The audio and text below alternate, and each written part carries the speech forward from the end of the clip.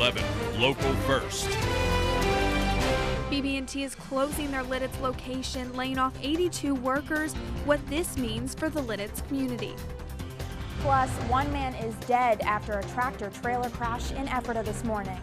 But we begin with a request from Northern Lancaster County Regional Police regarding a 2014 homicide. Good evening, I'm Holly Harrer.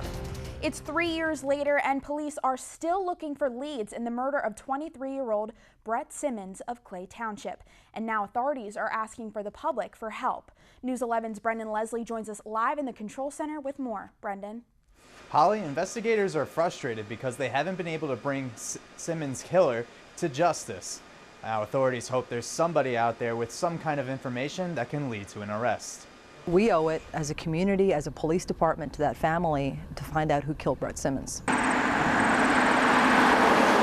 Police are asking the community for information that could lead to the arrest of Brett Simmons' killers.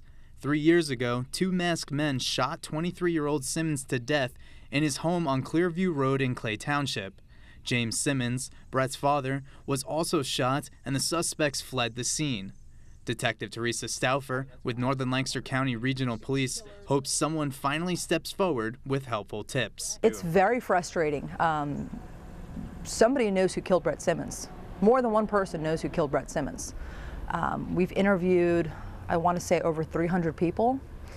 I would think the majority of Ephrata and the people in this area have been interviewed regarding Brett Simmons. A reward is being offered to anyone that submits a tip that leads to an arrest.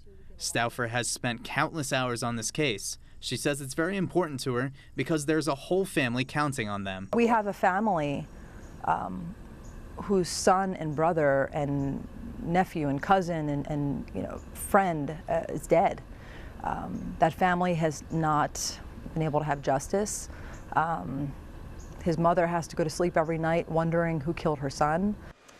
Anyone with any information on this incident is asked to contact Northern Lancaster County Regional Police. But for now, reporting live in the control center, I'm Brendan Leslie. Holly, back to you. All right, thank you, Brendan. Well, a man is dead after a crash involving a tractor-trailer in Ephrata this morning. Police were called to the scene on the 300 block of South Reading Road. Ephrata police say around 9 o'clock, a tractor-trailer collided with a white Toyota Prius. Both were northbound on South Reading Road. The driver of the Prius was taken to Ephrata Wellspan with a serious injury and was pronounced dead upon arrival. The road remained closed until 2 this afternoon while an investigation took place. PennDOT is asking motorists, what is aggressive driving and are you a part of the problem? The National Highway Traffic Safety Administration defines aggressive driving as the behavior of an individual who commits a combination of moving traffic offenses to endanger other persons or property. Speeding, tailgating slower vehicles, running red lights or stop signs, weaving in and out of traffic, and passing illegally are all examples of aggressive driving. I would not take matter into my own hands. That never ever seems to work out well for anybody involved. If they're going to be an aggressive driver, chances are they're emotionally charged for one reason or another. Leave that to the police. They also recommend moving over into the right lane if a driver proceeds to speed to allow them to pass. Well, it was a great day to get outside in the middle of the work week with sunshine and a whole lot of warmth to go with it. Carl Kern has more in our first look at the forecast. First Look Weather is brought to you by The Wagon at Weaver Markets. Check out weavermarkets.com for this week's menu. Unseasonably warm temperatures for this time of year, Holly, and plenty of sunshine to go along with it. Now that sunshine will fade a bit behind clouds that will start to drape across the region during the latter part of the day on Thursday as a frontal boundary that will include more humidity, noticeably more humidity coming back into the region for Thursday right through the end of the weekend and into next week. And there is even the chance that we do pick up a little bit of light rain at some point Thursday night into early Friday. And again, as the weekend winds down, we may even pick up a few showers from a late developing tropical depression. But otherwise, we still have plenty of late summer weather going on in early October. Your complete forecast is coming up, Holly. All right, thank you, Carl. Well, BB&T Bank has announced its call center and processing services will be closed by December of this year. The closure will not only change the lives of its many employees, but may also affect the downtown area. News 11's Taylor Toshev has more. It's difficult for the town. It's difficult to see those jobs leave. It's difficult to see those people have to find something somewhere else. The news came as a shock as BB&T announced the closing of their Lidditz location and the layoff of 82 employees. BB&T released the following statement to News 11. "We understand this is a difficult time for these associates, and we will support them through this transition with respect and compassion." Well, this is the second time around for that facility. We'd lost a lot of people who had worked for Susquehanna before the merger. Now we're going to lose a lot through BB&T. The former Susquehanna Bank headquarters, now BB&T back office operations, will still have 350 employees working in Lancaster County, including 45 of those who are moving from Lidditz location to other facilities in the county. With Lidditz being a small town of its own, the loss of a larger employer can be felt throughout the community. They come in for lunch, they talk about it, they're not really happy. You know, it's a shame because there's a lot of people that do work from there, so hopefully something changes.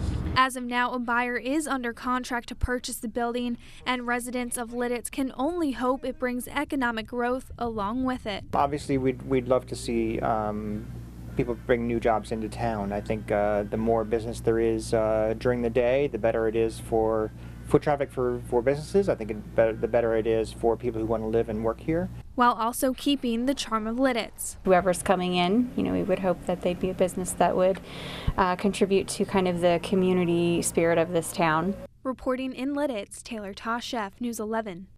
Employees will continue to work at the Lidditz location up until December, which is when the buyer that is currently under contract will decide whether or not they will go forward with the purchase. The U.S. State Department is encouraging Americans to buy or renew their passport to do it now.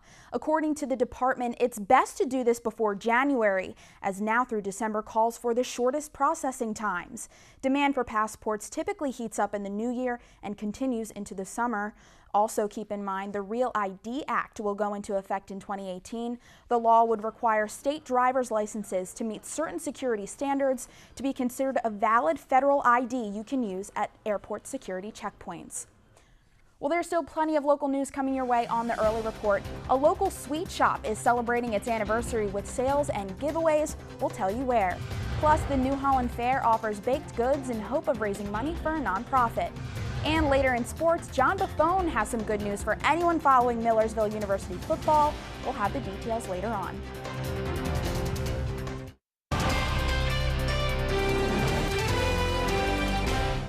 Weaver Nut Sweets and Snacks celebrates its 42nd anniversary and is inviting you to join in. Today through the 14th, the store will host special discounts on your favorite candies. They'll also be offering chocolate demonstrations, giveaways, and raffles. A portion of those proceeds will benefit local charities. It's all thanks to the community for being a great place to do business. Business is continually evolving. What we try to do is have the best customer service, have the best products, and just go to the next level in the way that we offer products and the way that we serve customers. Because there's a lot of competition out there, but we want to set ourselves apart and just be the best in what we do. Chocolate demonstrations will take place on the 13th and 14th. Laurel Dance Company, a nonprofit in Ephrata, hosted the New Holland Fair Bake Sale today. All of the delicious goodies were submitted by residents and then judged. If you bought something with a blue sticker, it means it came in first place, red for second and yellow for third. This annual bake sale is an easy way to support local nonprofits. It's very little work, which is the best part because we don't have to make all this stuff. It's just everything that was entered. So for us, it's or any nonprofit, it's a very easy way to have a fundraiser because there's really no work involved. And yesterday, the New Holland Fair kicked things off with Life on the Farm. The annual swine show was the first in this year's schedule. Children and their pigs competed in front of a panel of judges. Organizers say this is a great learning experience for participants who learn to deal with people and the occasional losses. The relationship they have with these pigs and the responsibilities they get from raising them and taking care of them and so forth, it makes them better once they grow up, how to deal with problems and everything too, because of the experience they get here. Some of the upcoming events of the New Holland Fair include Achenbach's Long John Eating Contest and the parade, which starts tonight at 7 o'clock. For a full schedule, go to newhollandfair.org. Well, Dave Allen will join us next with a check on your forecast. Plus, student athletes from local schools are coming together for a good cause. But first, here's a check on Wall Street at the closing bell.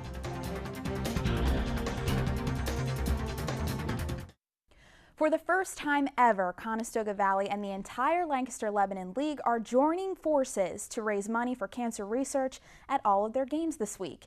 It's at their Red Card Cancer Games that the meaning of community is truly defined. News 11's photojournalist Kyle Steffi takes us to last night's game. Let's go fight! Let's fight, win! Tonight we're going to kick off our Red Card Cancer fundraising event.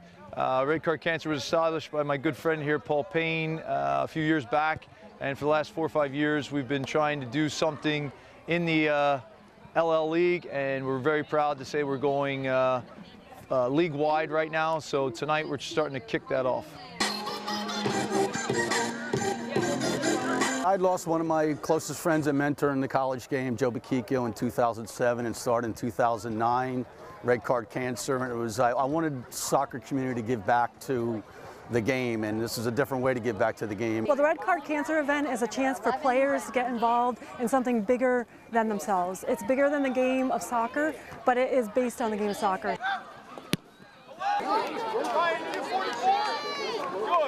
We believe in cancer research, so we raise money for cancer research because soccer is a global game, and unfortunately cancer is a global killer. The final Red Card Cancer CV home game will take place on Saturday when the team takes on Manheim Township. Great program, love it. Definitely. And now you're here talking some football, your expertise. That's right. Big game on the channel Friday, Holly. A Section 1 showdown between Hempfield and Warwick. Both teams coming off a win last week. Both teams sitting at 3-2 overall, and both teams thinking playoffs. We'll ask LMP's Jeff Reinhardt what he thinks of this game after the break. Stick around. Sports is next. Fall is in the air, and so is the season of apple picking. Brecknock Orchard and Farm Market may be your place to enjoy this festive experience. 44 varieties of apples are grown here, with 15 in season and ready to take home right now. Employees say there's no feeling like picking the fruit right off the tree and, of course, enjoying the fresh fruit. But how you do it is also important. Here's a tip. Turn it up towards the sun. If you twist it up, it'll twist and breaks right off. Instead of just pulling on it, if you pull on the apple, it won't come off properly and it'll just pull on the twig and pull on the twig. The best way is grab it by the blossom end and just twist it up towards the sun and it'll come right off. This week, the most popular apple pickings are the Autumn Gala and the Northern Spy. Now, John, I know you're a country boy yourself. You ever pick apples? I love apple picking. We actually had apple trees in our backyard when I was growing up, and it was really fun to crawl up there, grab your own apple, snap it upwards, and then, clean it up a little bit. And take it home and eat it. Yeah, right. Obviously. Well, that'll do it for us. We'll see you at 10.